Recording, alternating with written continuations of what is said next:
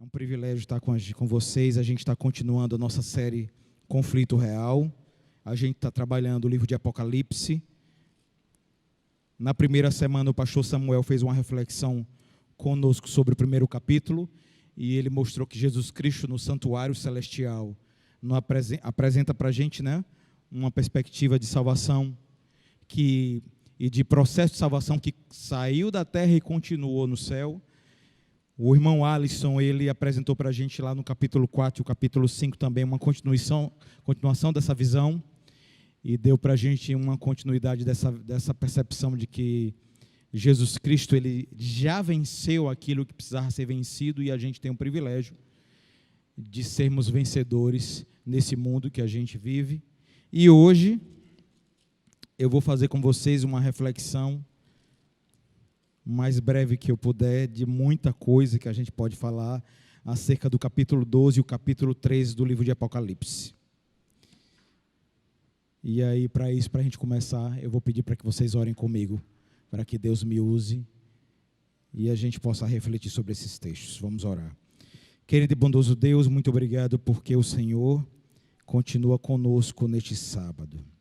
Muito obrigado porque nós temos o privilégio de abrir a Tua palavra com liberdade ainda e perceber que essas mensagens, Pai, do livro de Apocalipse são para nós. Que o Senhor nos permita aproveitar essas mensagens proféticas para que nós transformemos a nossa vida segundo aquilo que o Senhor planejou para nós, segundo esses avisos que nos foram dados. Que nós tenhamos o desejo de estudar este livro, que é o livro de Apocalipse, e que nós, ó Pai do Céu Todo-Poderoso, todos nós estamos aqui, aqueles que eventualmente estão nos assistindo pelas mídias sociais, tenham o prazer de continuar percebendo que o Senhor nos ama profundamente e por isso nos instrui acerca dos eventos finais que vão acontecer neste mundo que nós vivemos aqui ainda. Tudo isso eu te peço e te agradeço, em nome de Jesus. Amém. Queria convidar vocês a abrir a Bíblia, abrir a Bíblia no livro de Apocalipse, no capítulo 12. E aí a gente vai ler alguns desses versos, e a gente vai pegar aqui aquilo que eu julguei mais importante para que a gente reflita hoje. Eu vou fazer como fizeram o pastor Samuel e como fez o irmão Alisson. Eu vou ler alguns versos, a gente vai tecer alguns comentários, e depois a gente vai refletir de forma mais profunda do que esses textos têm que ver com a nossa vida. Então, leiam comigo, e aí a gente vai trabalhando sobre esses textos, enquanto a gente vai lendo. Verso 1 diz assim: aqueles que não tiverem com a Bíblia se aproximem daqueles que estão com a Bíblia do lado, para ajudar, Verso 1: viu-se grande sinal no céu, a saber, uma mulher vestida de sol, com a lua debaixo dos pés e uma coroa de 12 estrelas na cabeça. Verso 2: que, achando-se grávida, grita com as dores do parto, sofrendo tormentos para dar à luz. Aqui comigo, igreja, para que a gente reflita um pouco sobre isso. João, quando ele escreve o livro de Apocalipse, em alguns dos momentos que ele daquilo que ele escreve, é porque ele viu coisas. Algumas vezes ele ouviu coisas. Nesse momento a gente está falando, ou ele fala e escreveu acerca de coisas que ele viu. E aí, o primeiro trabalho que a gente tem que a gente vai fazer aqui é tentar compreender quais são os personagens desse enredo que está no capítulo 12 do livro de Apocalipse. O primeiro personagem é essa mulher. Mulher, na Bíblia, é símbolo de igreja. Eu não vou abrir todos os textos bíblicos aqui, porque senão a gente demoraria muito. E eu tenho uma reflexão para a gente fazer no final. Mas a igreja. Que tipo de igreja está no verso 1 do capítulo 12 do livro de Apocalipse? É uma igreja que, como diz aqui, está vestida de sol. Sol, na Bíblia, é o símbolo de justiça. Com a lua debaixo dos pés, e a lua debaixo dos pés, para a gente, é um símbolo de toda a ritualística, de toda aquela cerimônia, todo aquele cerimonial, de tudo aquilo que foi sombra e emblema do sacrifício que Jesus Cristo um dia ia fazer por nós. Tudo aquilo que era feito dentro do santuário, que um dia ia se concretizar na vida do Senhor Jesus Cristo. E continuando, fala de uma coroa que é símbolo de vitória, e nessa coroa tinha 12 estrelas, que a gente pode compreender como ou os 12 apóstolos, ou ainda aqueles que eram os patriarcas que iniciaram a história da igreja, que a gente faz parte hoje. Então, em conclusão, esse verso primeiro aponta para a gente, para um personagem que é a igreja pura, a igreja santa de Deus, a igreja que é a igreja que Deus escolheu para falar para todo o mundo que Jesus Cristo é o Salvador da vida de todos os homens. Essa mulher estava grávida, está no verso 2, que achando-se grávida, grita com dores de parto. Esse verso 2, ele nos linka com aquilo que eu quero que vocês abram lá no livro de Gênesis, capítulo 3, verso 15. Abra a Bíblia de vocês, capítulo 3, verso 15 do livro de Gênesis, que diz assim para a gente: porém inimizade entre ti e a mulher, entre a tua descendência e o teu descendente. Este te ferirá a cabeça, e tu lhe ferirás o calcanhar. Este verso é o que a gente chama de proto-evangelho. É a primeira menção na Bíblia que a gente consegue perceber que alguém iria nascer, que Jesus Cristo, no caso, iria nascer, e ele seria o salvador de toda a humanidade. Ok? É o proto-evangelho. Eu estou dando informações para vocês e eu vou usar todas essas informações para a gente fazer uma reflexão depois. Então, tá, gente? Vamos lá, voltemos para o capítulo 12. E vamos continuar a leitura. No capítulo 12 ainda, no verso 3, diz assim para a gente: viu-se também outro sinal do céu. A gente vai agora entender o outro personagem. Que personagem é esse? E eis um dragão, grande, vermelho, com 7 cabeças, 10 chifres, e nas cabeças 7 diademas. Essa característica, essa configuração desse dragão, a gente consegue ver também no capítulo 3 do livro de Apocalipse, e a gente consegue ver também informações que caracterizam esse dragão lá no livro de Daniel. E a gente consegue entender quem é esse dragão quando a gente lê o verso 7, o verso 8, o verso 9 do mesmo capítulo de 12 do livro de Apocalipse. Eu quero que vocês leiam comigo, quando diz assim: houve peleja no céu. Miguel e os seus anjos pelejaram contra o dragão. Também pelejaram o dragão e os seus anjos. Todavia, não prevaleceram, nem mais se achou no céu lugar deles. E foi expulso o grande dragão, a antiga serpente, que se chama Diabo e Satanás, o sedutor de todo o mundo. Sim, foi atirado para a terra, e com ele os seus anjos. Bom, esse texto, no verso 9, ele aponta para a gente quem é esse dragão. E ele diz para a gente todos os nomes que a gente precisava ter para a gente identificar, né? Ele é a antiga serpente. É chamado de antiga serpente por quê? Porque quando a gente vai lá para o livro de Gênesis, lá no mesmo capítulo 3 do livro de Gênesis, a gente percebe que foi a serpente que seduziu Eva para comer do fruto da árvore do conhecimento do bem e do mal. Lá ela é nomeada como a serpente. Aqui no capítulo 12 ela é chamada de a antiga serpente. Mas ele também é chamado de Satanás e também é chamado de diabo. Então quem é o dragão? Satanás, certo? Vamos caminhando comigo. O contexto da apresentação aqui é um contexto de conflito, de guerra que aconteceu lá no céu. Esse conflito ocorreu, como a gente bem sabe, porque Satanás ele se arvorou no direito de se considerar Deus, e ele multiplicou o comércio dele, tentando convencer outros anjos que ele podia ocupar a mesma posição, o mesmo papel de Deus. E em determinado momento Deus disse: olha, não dá mais para suportar isso no céu. Houve guerra entre Miguel e essa figura, o dragão. E o que aconteceu? Ele foi expulso junto com a terça parte dos anjos. Agora voltemos para o verso 4. E aí a gente começa a ver, e a partir do verso 4 a gente vai começar a construir a reflexão que eu quero que a gente faça. A gente já sabe que existem 2 personagens nessa história.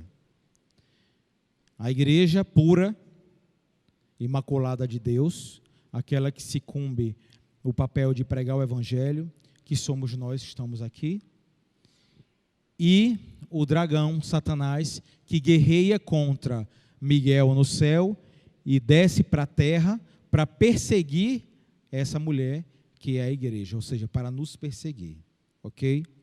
Aí a gente lê no verso 4 do capítulo 12 o seguinte: a sua cauda arrastava a terça parte das estrelas do céu, as quais lançou para a terra. Essa primeira parte do verso 4, de alguma forma, ele concatena com o que a gente leu no verso 7, 8 e 9, que é a consequência da guerra que foi travada no céu.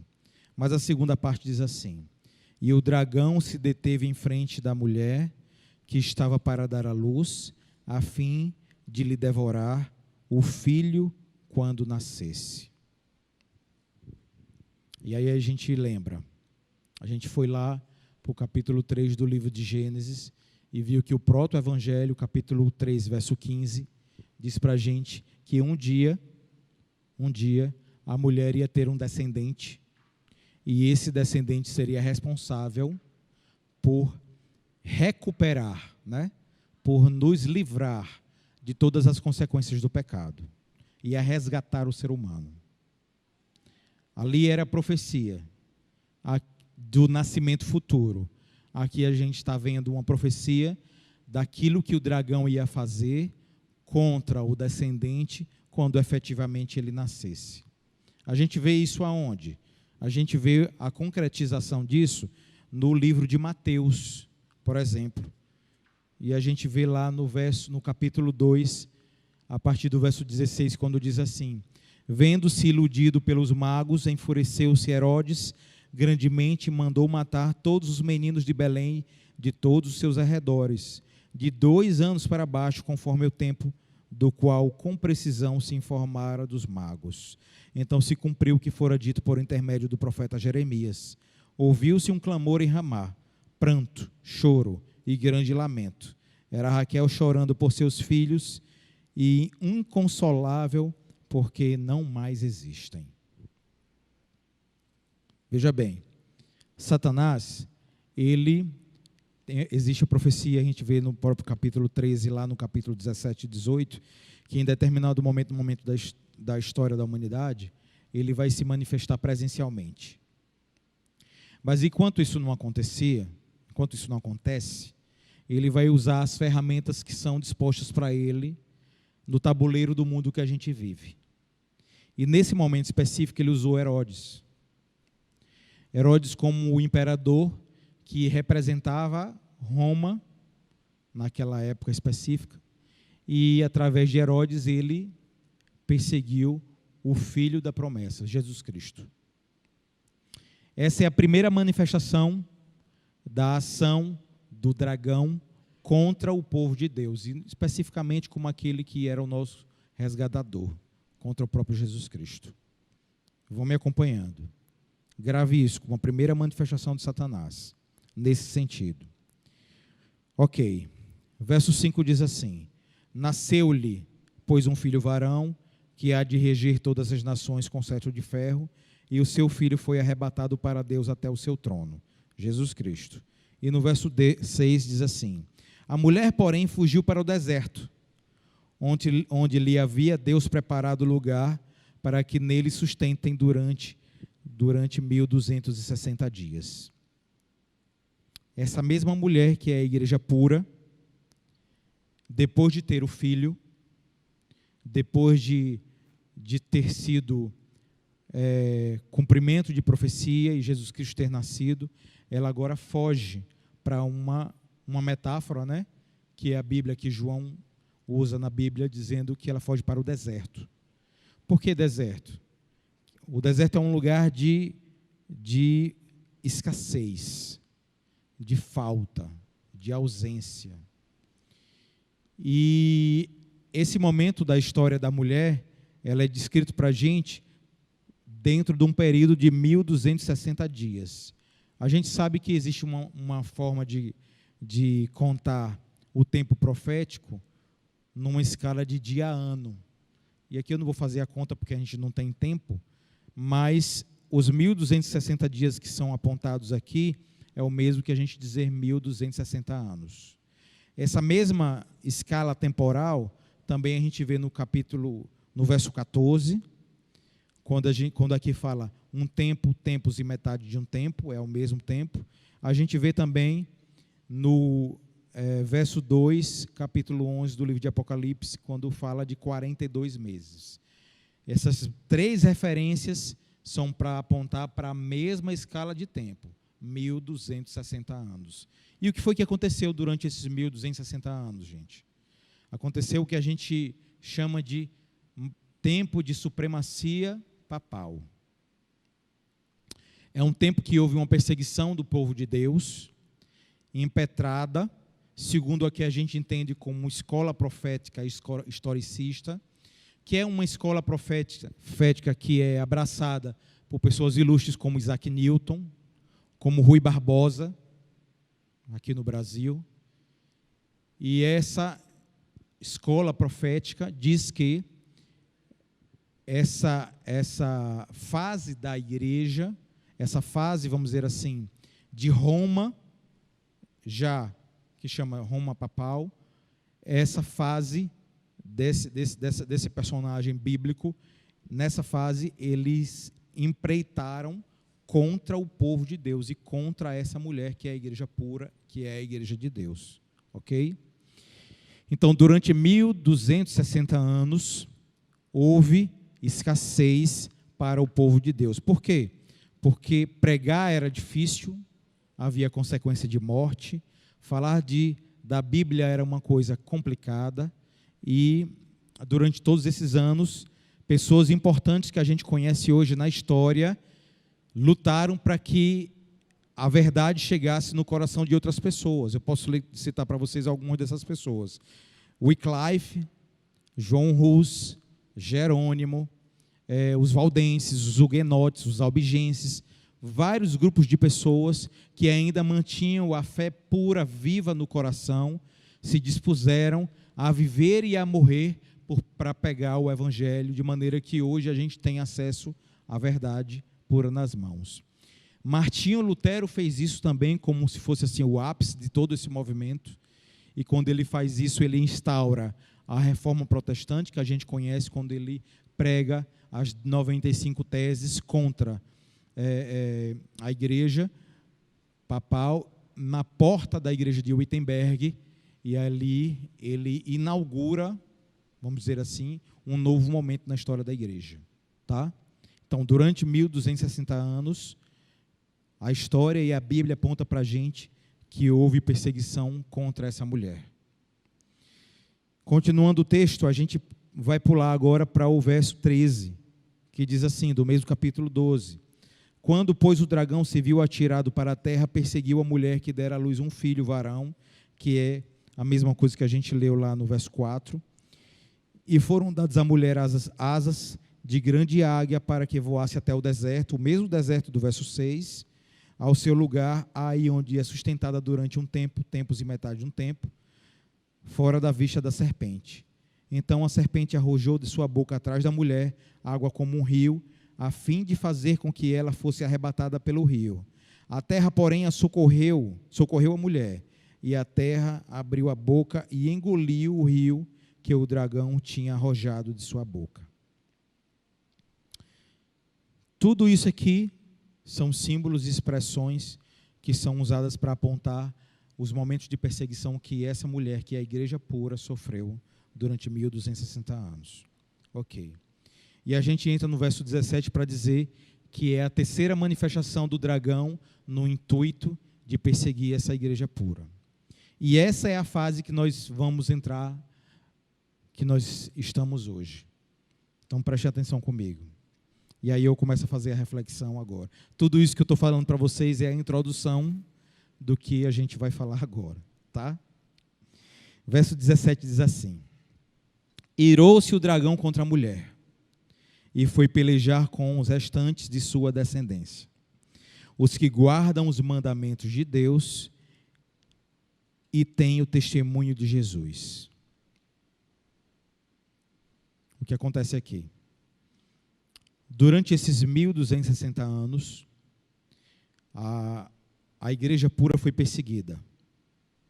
E aqueles que seguravam o bastão do evangelho pregaram para muitas pessoas, de maneira que nós hoje, como disse, temos o privilégio de estarmos numa igreja, como nós estamos agora, abraçando a mensagem e crendo que Jesus Cristo é o nosso Salvador.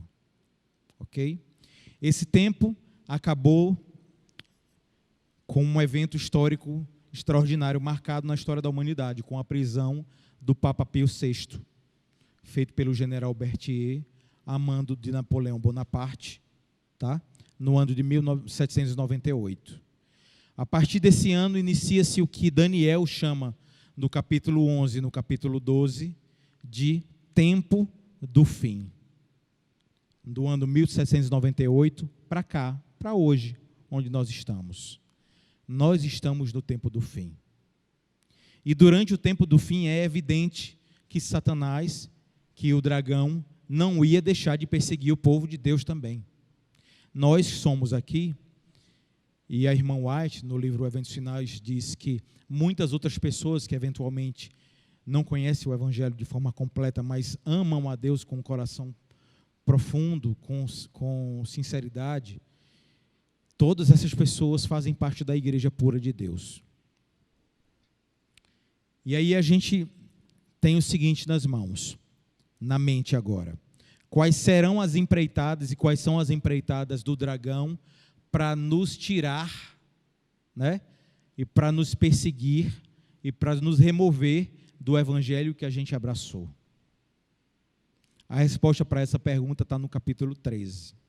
Eu não vou contar toda a história porque não dá tempo, mas eu quero pincelar algumas coisas que dizem respeito à nossa vida hoje e que de alguma forma a gente precisa estar atento como jovens, para que a gente não tenha a tristeza de nos afastar do evangelho que a gente abraçou. A história é o seguinte: no capítulo 13, é apontado para a gente, no verso 1 e no verso 11, duas bestas. A primeira besta é identificada como a própria Igreja Católica Romana, a Igreja Papal. E a segunda besta é nos apresentada como os Estados Unidos. E a mecânica da perseguição que eventualmente vai nos alcançar toca especificamente aquilo que a gente tem de liberdade. Liberdade de crer no que a gente crê, liberdade de viver o que a gente vive, liberdade de pregar o que a gente prega, mas sobretudo, e essa é uma mensagem linkada diretamente com Apocalipse capítulo 14 também, a liberdade de crer em Deus como Criador de todas as coisas. E crer em Deus como Criador de todas as coisas passa necessariamente por aquilo que a gente acabou de ler no verso 17, que identifica o remanescente do povo de Deus, como a descendência do povo de Deus, que são aqueles que guardam os mandamentos de Deus e têm o testemunho de Jesus Cristo. Guardam os mandamentos de Deus e têm o testemunho de Jesus Cristo. Essas duas realidades têm sido atacadas já há algum tempo. E a gente sabe, eu não trouxe aqui, eu queria trazer, mas eu me esqueci de trazer. Eu queria trazer o catecismo, que existem textos específicos com referência a isso de forma bem clara, e a gente tem que pontuar isso de forma, assim, bem delimitada. Não é uma coisa que diz respeito aos nossos irmãos católicos, mas diz respeito àquilo que foi definido e defendido como doutrina da verdade, tá? Então, lá são apontadas algumas questões que não colocam Deus na condição de Criador, como a Bíblia aponta para a gente. Algumas questões, mas a principal delas é a remoção do sábado como o dia do Senhor. E é muito claro e aberto isso. Não existe nuvem nesse discurso, tá? É um discurso claro. Há a informação de que existe um Shabá que precisa ser guardado, mas esse Shabá lá não é o dia de sábado, o 7º dia da semana. É o primeiro dia da semana, é o domingo. Ok? E quando a gente vê isso, e a gente começa a estudar o capítulo 13 do livro de Apocalipse, e perceber como as coisas vão acontecer, como a gente vai perceber essa verdade irradiando na vida da igreja pura, a igreja de Deus, a gente tem que chegar a algumas considerações que são importantes. Sempre tendo como perspectiva o filtro do verso 17 que a gente acabou de ler. Aqueles que guardam os mandamentos de Deus e têm o testemunho de Jesus Cristo são o remanescente do povo de Deus. Primeira consequência, primeira reflexão, primeira de todas. Nós precisamos compreender que os mandamentos de Deus, de alguma maneira, precisam ser vividos de forma prática. Não é só o discurso de que a gente conhece os mandamentos de Deus. Como é que a gente consegue traduzir isso de forma mais real e prática, né? Quando a gente entra na igreja, e essa é uma mensagem para o mundo, né, mas especificamente para a gente que é adventista, a gente gosta de estar aqui. É muito bom vir para a igreja. Os meninos hoje, por exemplo, estavam no clube de aventureiros, os desbravadores saíram para caminhar e tem alguns que já voltaram. A gente faz muita coisa na igreja, é maravilhoso estar aqui, né? E a gente vive o evangelho, ou melhor, a gente vive a igreja porque a gente gosta que está aqui. Mas viver o evangelho é muito mais do que somente vir à igreja. Muito mais mesmo do que somente vir à igreja. Ok?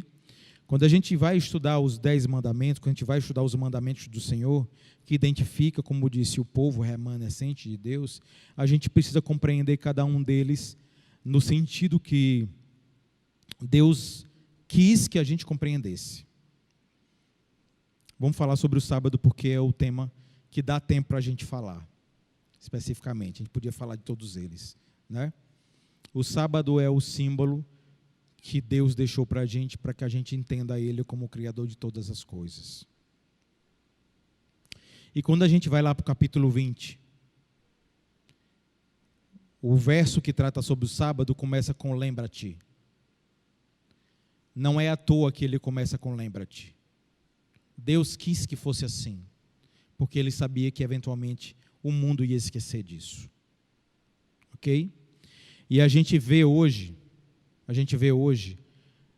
discursos que tentam unir, por exemplo, a ideia evolucionista com o estudo da Bíblia.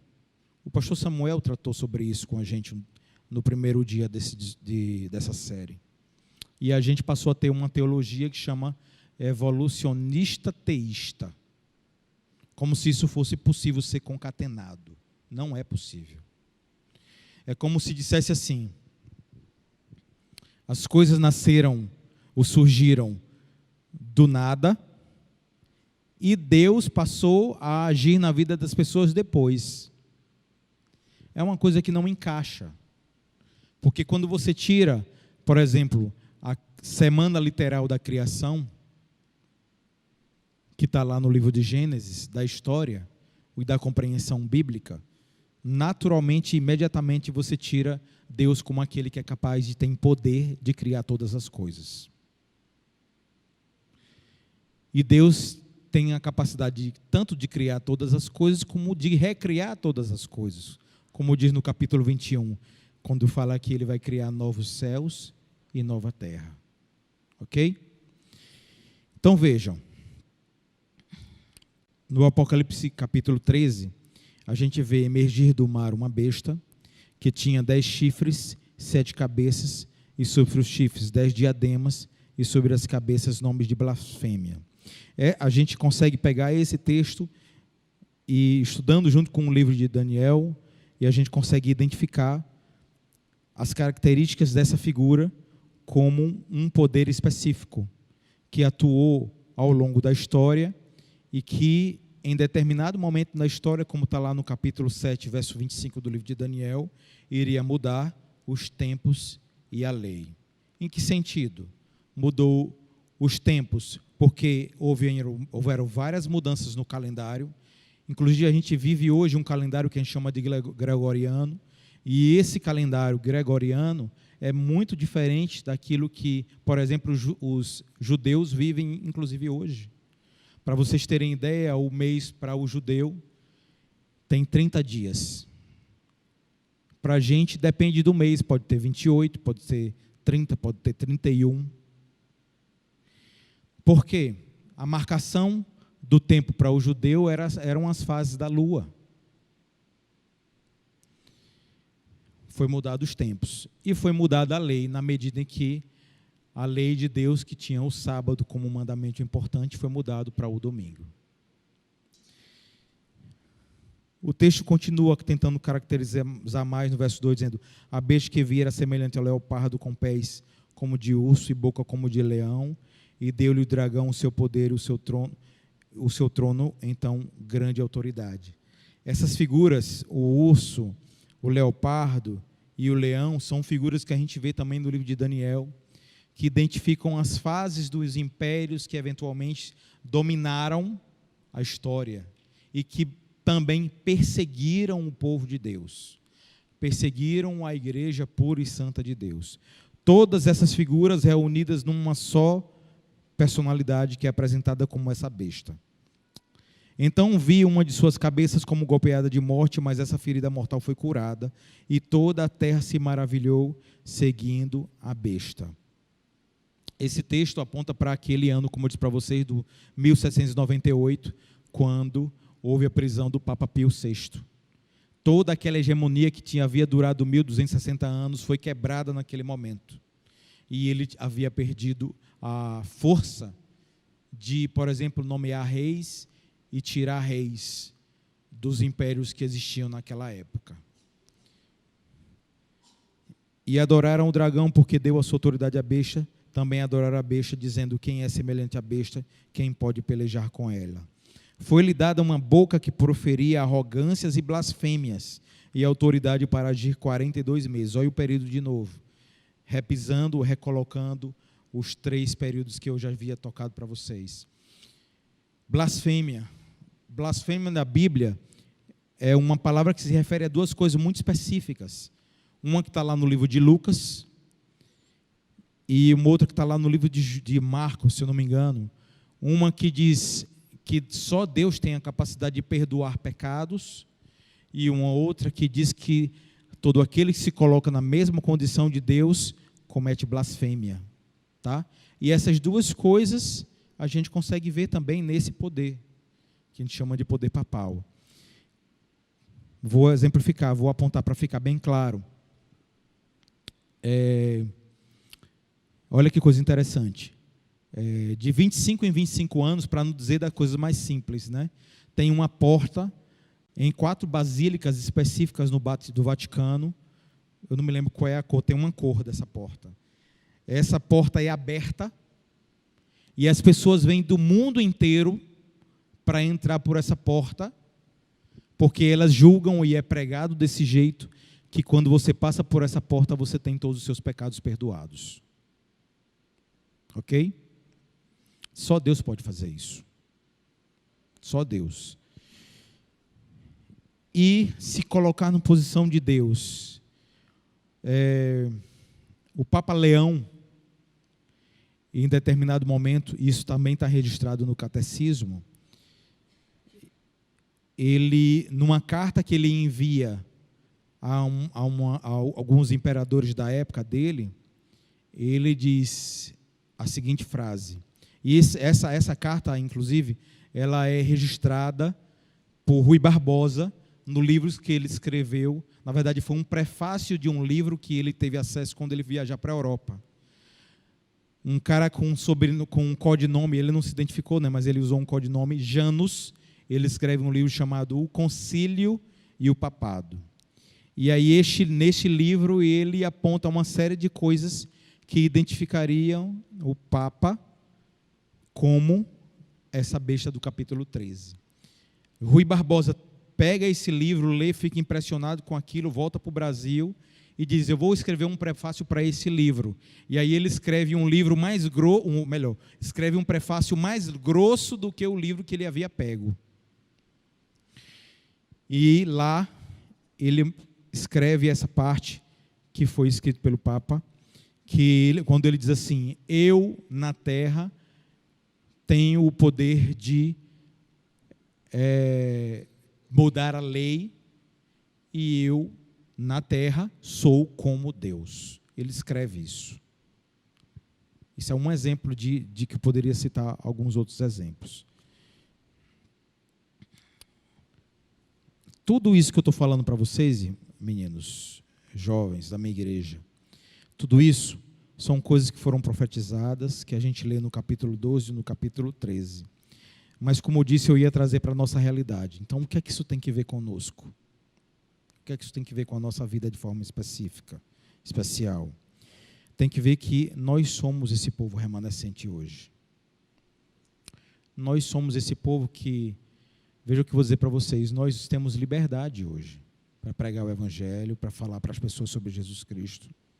E é muito bom ter isso. Mas isso um dia vai acabar. E o plano que a gente consegue ver no capítulo 13, que vai nos tocar de forma específica, tem que ver com um decreto que a gente vê aqui. Um decreto dominical. Um decreto que vai nos impedir de guardar o sábado como a gente guarda. Porque a ideia e o discurso vai ser: o domingo é o dia do Senhor e o mundo vai ser obrigado a guardar o domingo. E a gente não vai poder guardar o sábado como a gente guarda hoje. Nesse momento específico, vai ser caracterizado o que a gente identifica na Bíblia, que a gente lê no capítulo 13, como uma marca dessa besta especificamente. Uma marca. Não é hoje. Isso é importante que se diga. Ela só vai ser essa marca quando houver esse decreto, ou seja, quando a legislação humana impuser isso para as pessoas. Então, hoje não é essa marca que a gente vê na Bíblia, mas existe essa profecia, existe esse aviso. Nós que conhecemos essa verdade, temos o papel de, como diz o Apocalipse capítulo 14, de pregar a mensagem de Deus como o Criador de todas as coisas. Como esse Deus que escolheu o sábado como sinal dele como Criador de todas as coisas. E para eu não me estender muito, o capítulo 12 e o capítulo 13 do livro de Apocalipse, gente, são capítulos que têm muitos símbolos. E eu me demorei muito falando sobre os símbolos, porque a gente precisa compreender o cenário todo. Mas a reflexão que precisa ficar na mente, no coração da gente, é que a gente precisa saber que, a despeito da gente ter liberdade hoje, a gente precisa agir como se nós não tivéssemos. Ou a gente precisa aproveitar essa liberdade para que a gente fale para as pessoas que esse Deus é o Criador de todas as coisas e que o sábado é o símbolo, o sinal desse Deus como Criador de todas as coisas. E às vezes a gente não faz isso. Às vezes a gente vive isso só. Quando as coisas começarem a acontecer, e eu vou dizer para vocês, meu tempo já acabou, mas eu vou dizer para vocês algumas coisas sobre isso, poucas coisas. O mundo, ele vai se mostrando e vai se apresentando propício para um cenário como esse, em que as liberdades vão ser tolhidas.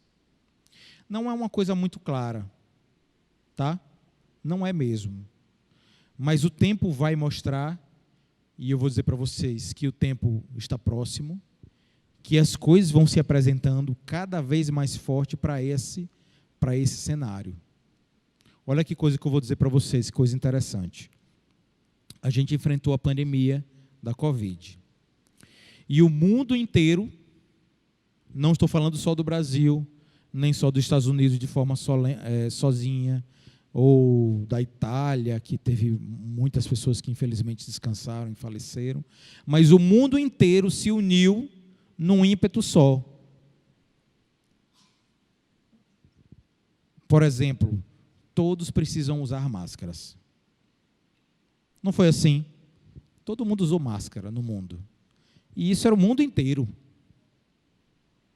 Isso, vou dizer para vocês, se a gente parar para refletir de forma honesta, é uma coisa inimaginável. É muito difícil de acontecer.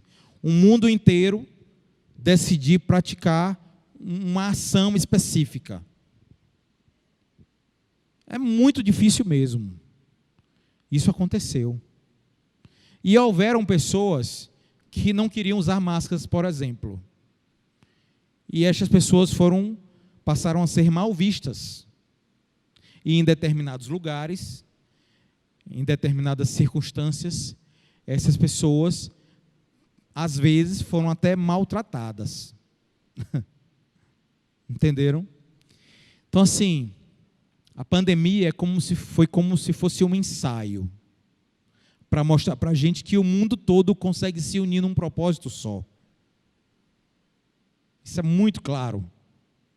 Entendeu? Isso pode acontecer de novo. Uma coisa eu tenho certa no meu coração. Para isso acontecer, esse cenário que a gente está vendo aqui, com certeza vai ser antecedido de uma grande crise mundial. Porque as pessoas vão se unir num propósito só e vai ser fácil o discurso. Não vai ser difícil. Todo mundo vai aderir a ele. E aquele grupo pequeno de pessoas que decidir não aderir àquilo que vai ser imposto para toda a humanidade, vai ser esse povo que vai ser perseguido e vai ser esse povo que vai ser identificado como o remanescente. E o duro que eu vou dizer para vocês, e o muito duro mesmo que eu vou dizer para vocês, é que o fato da gente estar sentado nessas igrejas não nos coloca na condição de pessoas que vão estar do lado certo. Não é assim. Não é assim. Porque a coisa se resolve dentro dos nossos corações de forma individual. De forma individual. Por isso que quando a gente lê esse texto que está lá no verso 17 do capítulo 12, que o remanescente, o restante da descendência da mulher, daquela mesma mulher do capítulo 3, verso 15 do livro de Gênesis, esse descendente, ele é identificado como aquele que guarda o mandamento de Deus e tem o testemunho de Jesus Cristo. E isso precisa ser abraçado de forma individual dentro do coração de cada um de nós. Forte. Vivido não só de forma de convicção de falar, tem que ser parte da nossa vida real. Por isso que essa reflexão tem que ver com as nossas vidas. Eu vou terminar essa reflexão só lendo o que está aqui no capítulo 13, num verso, que é o mesmo texto que está lá no livro de Jeremias, que eu queria que vocês refletissem comigo. E com isso eu vou terminar essa reflexão. Diz assim, olha só, e eu vou dizer para vocês o contexto dessas palavras. Diz assim, diz assim, e adorá-la-ão todos os que habitam sobre a terra, aqueles cujos nomes não foram escritos no livro da vida do Cordeiro, que foi morto desde a fundação do mundo. Verso 9, se alguém tem ouvidos, ouça, se alguém leva para cativeiro vai, se alguém matar a espada, é necessário que seja morto a espada, aqui está a perseverança e a fidelidade dos santos. Esse verso 9 e 10 é uma alusão àquilo que vai acontecer com a besta, com essa figura que foi apresentada aqui. Por quê? Porque eles foram infiéis. Mas esse é um texto que é tirado do livro de Jeremias, que nos coloca diante do seguinte cenário. Jeremias está fazendo um apelo pelo povo de Israel, e Deus responde para ele, olha, eu me cansei desse povo. Eu não quero mais esse povo. Para eles eu tenho a espada, eu tenho a morte, eu tenho a fome, eu tenho a perda das propriedades, eu tenho a perda de tudo, inclusive da vida. Porque eu me cansei desse povo. Por quê? Porque eu já insisti com eles, fazendo tudo o que era possível ser feito. Mas eles não me atenderam. Esse é o cenário, e esse é um cenário para nós. Por isso que eu vou terminar essa mensagem apontando esse verso. Aqui está a perseverança e a fidelidade dos santos. Qual é? Permaneçam neste evangelho que vocês conheceram. Vivam ele na prática, sob pena de, fatalmente, a gente fazer parte do grupo de pessoas que não vai estar nas fileiras da salvação e não vai ter não vai ter o nome escrito no livro da vida. Isso é uma decisão individual. Que ninguém pode tomar por mim. Essa é a realidade para a gente de forma pessoal. Ok? Que Deus seja louvado. Que nós tivemos interesse de estudar o livro de Apocalipse. É um livro um pouco mais complicado porque tem muitos símbolos. O texto que eu mais gosto do livro de Apocalipse está no capítulo 14. Talvez seja eu também que traga essa reflexão para vocês na semana que vem. Vai ser mais simples, mais fácil, porque o capítulo 12 e 13 tem muitos elementos. Deus seja louvado pela vida de cada um de vocês, que Deus nos dê uma semana maravilhosa. Nós vamos orar, né? Eu queria que você se levantasse para que a gente ore, para que a gente tome essa decisão e que nossa semana tenha o privilégio da gente perceber que Deus caminha conosco, tá? Vamos orar. Querido e bondoso Deus, muito obrigado porque o Senhor nos deu o privilégio ainda de abrir a Tua palavra, como eu disse no momento da primeira oração, e de estudá-la, estudar a Tua Bíblia, conhecer os significados dos símbolos que estão escritos aqui e perceber que o Senhor colocou todos eles ali para que nos avisasse, para nos preparar para momentos tormentosos, momentos difíceis. Por isso que o Senhor nos mostrou antes. Que o Senhor nos dê interesse, Pai, para estudar essas verdades e essas profecias. Que o Senhor nos apresente força, se a gente estiver fraco, para estudar a Bíblia. Nos dê coragem, nos dê interesse. Sob pena, Pai, de infelizmente a gente se perder em algum momento da nossa vida. Mas o Senhor não quer isso, a gente sabe disso. E nos alcance, trabalhe em nossa mente e nosso coração. Nós te pedimos isso, Pai, porque nós sabemos que o Senhor nos ama profundamente e fazemos isso no doce nome do Senhor Jesus Cristo, que morreu por cada um de nós. Amém, amém.